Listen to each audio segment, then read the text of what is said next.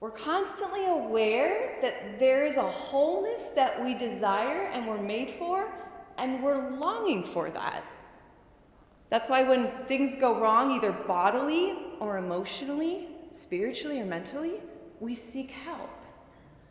Sometimes we don't always connect it, though, that Jesus came to heal us. Well, we say Jesus came to save us, but it's the same word that's used in the scriptures.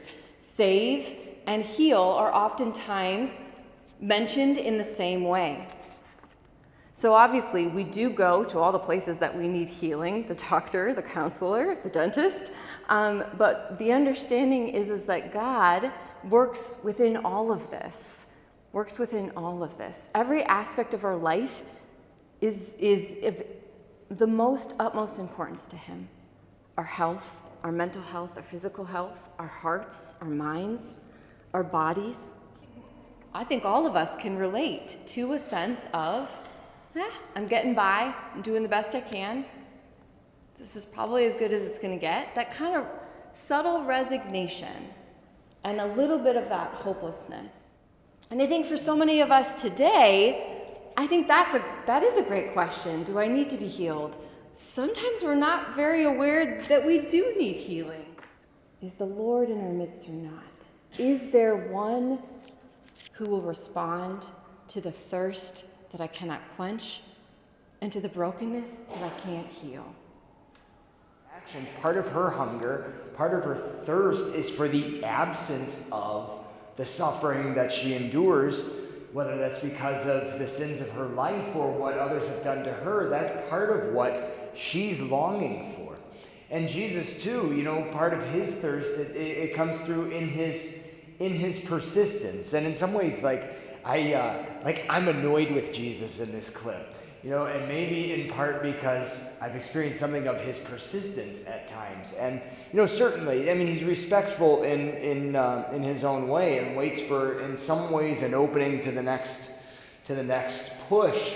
But his longing for what? Longing for a place of receptivity in the woman.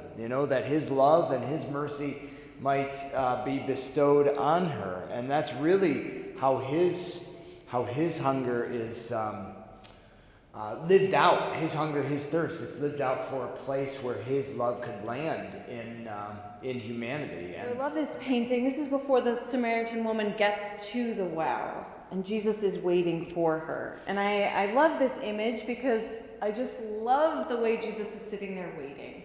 And we don't always think about the fact that before we've gotten to prayer, Jesus is there waiting for us. He is there waiting for us. When we go to adoration, when we go to Mass, it's the Lord, as Father Andrew mentioned, thirsting for us. And our desire for him is usually coming out of his thirst for us.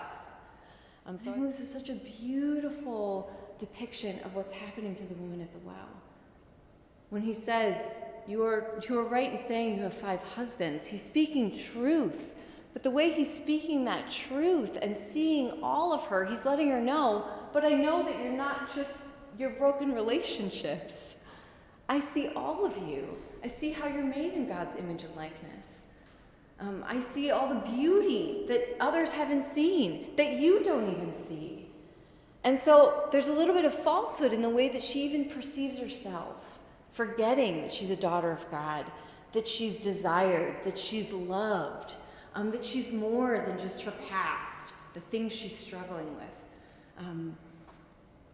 And before Jesus' gaze, all of that melts away. It's such a beautiful reminder. Where am I going to see the true reflection of who I really am? And all that I can be, all that God made me to be. He has in mind what each and every one of us looks like, fully alive with his presence, fully restored, fully redeemed, free. And that's what Jesus is laboring through this Lent. Every moment we go to prayer, every time we go to confession, he's laboring to bring that reality to life in us. Real. And I think sometimes we can look at the story of the woman at the well and go, wow, okay, well, I don't remember the last time I did that out of Mass or out of Holy Hour or out of confession, although I have had some really great confessions. I could have probably done that, but And we forget that healing is not a one-time event. It's an ongoing encounter. It's a process. It's layers. It's going to Jesus and being quenched and kind of stumbling and returning again and remembering that he's the source of our life. Jesus has awakened great hopes. He has shown you the face of God's mercy. He has bent down to heal body and soul. So as we continue in our Lenten journey, may we continue to allow this thirst for Jesus, this thirst for a healing encounter with him, to be awakened in our hearts, that we bring it to every Mass, to confession, to prayer, expecting that he's there waiting for us, thirsting for us.